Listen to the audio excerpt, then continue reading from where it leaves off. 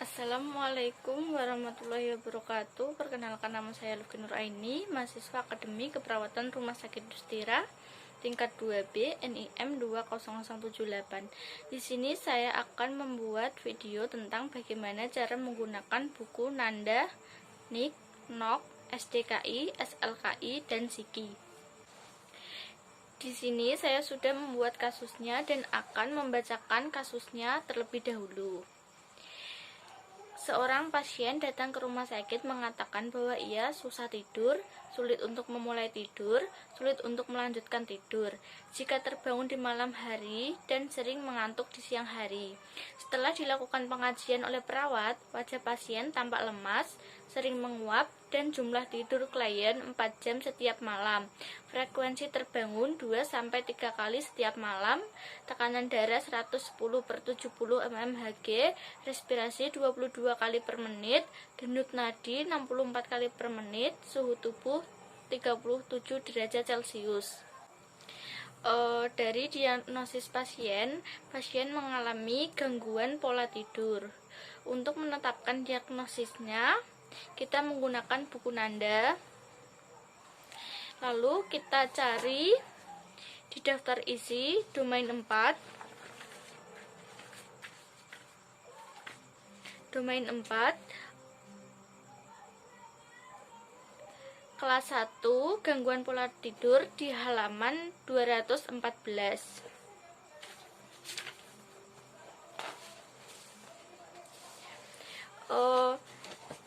Di sini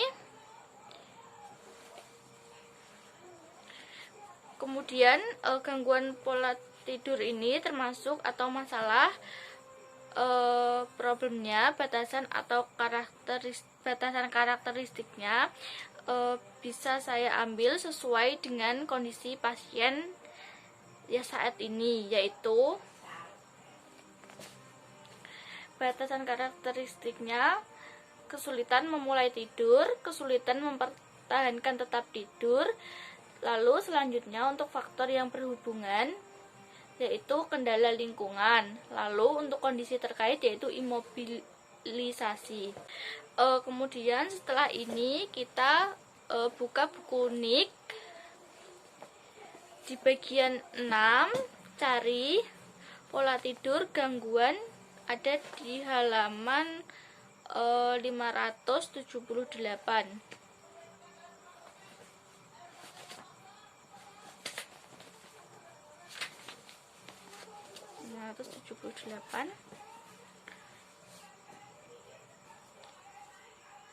Lalu di sini ada intervensi keperawatan yang saya ambil, yaitu adalah manajemen lingkungan. Kemudian kita pindah ke daftar isi, cari di bagian 3, cari manajemen lingkungan di halaman 191. Cari di halaman 191.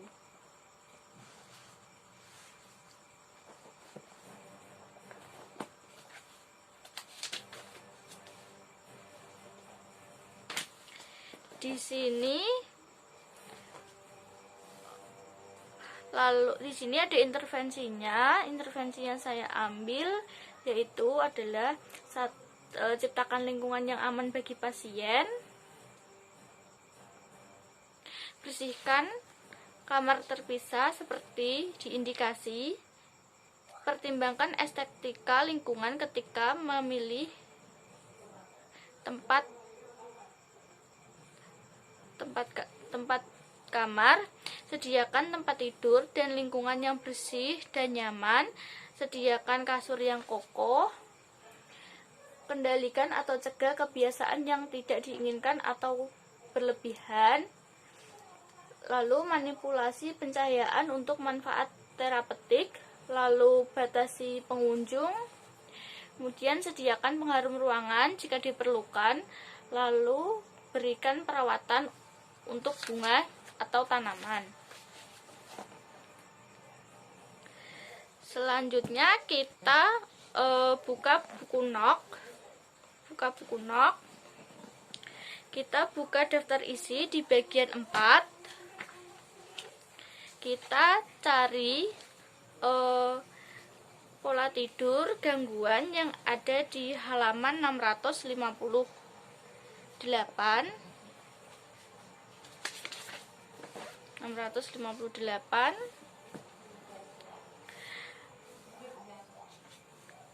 Di sini ada outcome untuk mengukur penyelesaian dari diagnosa, lalu ada outcome tambahan untuk mengukur batasan, lalu ada outcome yang berkaitan dengan faktor yang berhubungan atau outcome menengah.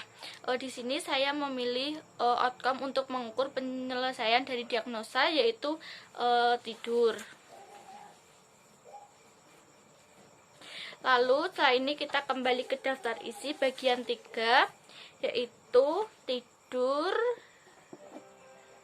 di halaman 566.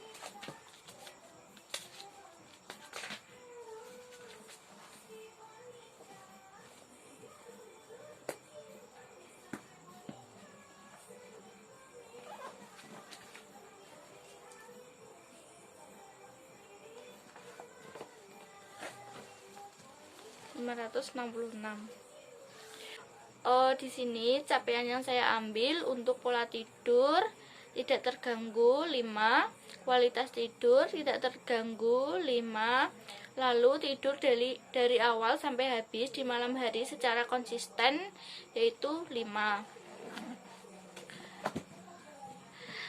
Lalu dengan masih kasus yang sama, tapi kita menggunakan buku SDKI, SIKI, dan SLKI.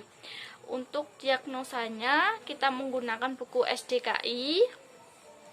Buka daftar isi, cari kategori aktivitas dan istirahat, yaitu gangguan pola tidur di halaman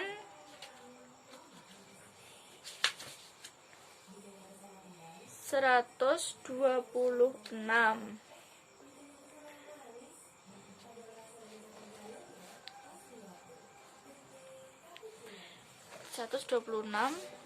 Yaitu di sini kita penyebabnya adalah hambatan lingkungan, misalnya kelembapan lingkungan sekitar, suhu lingkungan, pencahayaan, kebisingan, bau tidak sedap, jadwal pemantauan atau pemeriksaan atau tindakan.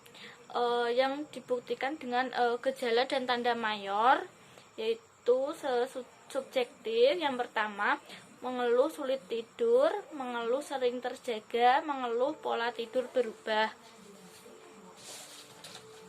Selanjutnya, untuk menentukan intervensi, kita menggunakan buku SIKI atau Standar Intervensi Keperawatan Indonesia.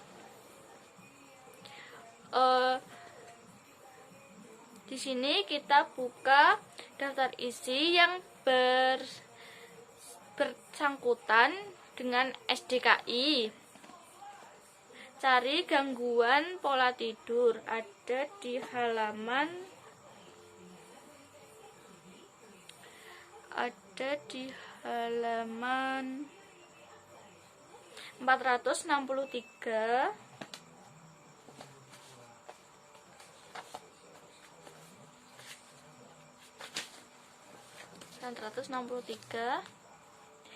Di sini ada intervensi utama dan intervensi pendukung. Saya akan mengambil intervensi utama, yaitu adalah dukungan tidur. Kemudian kita buka lagi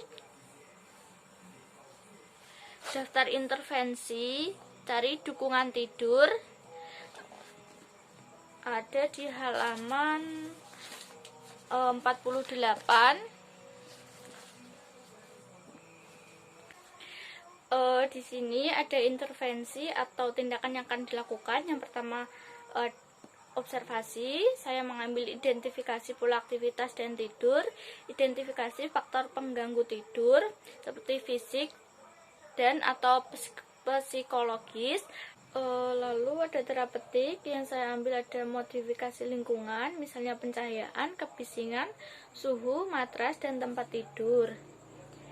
Batasi waktu tidur siang jika perlu. Lalu tetapkan jadwal tidur rutin.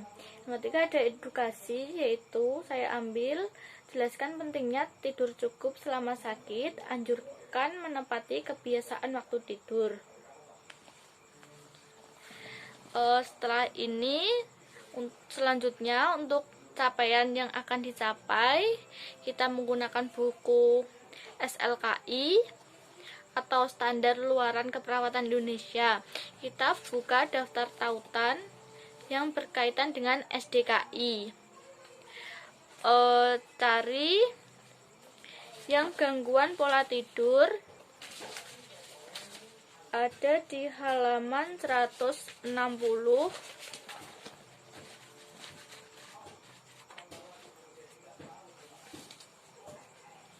Di sini ada luaran utama dan luaran tambahan. Yang saya ambil adalah luaran utama, yaitu pola tidur. Lalu kita buka lagi daftar luarannya, cari pola tidur di halaman 96.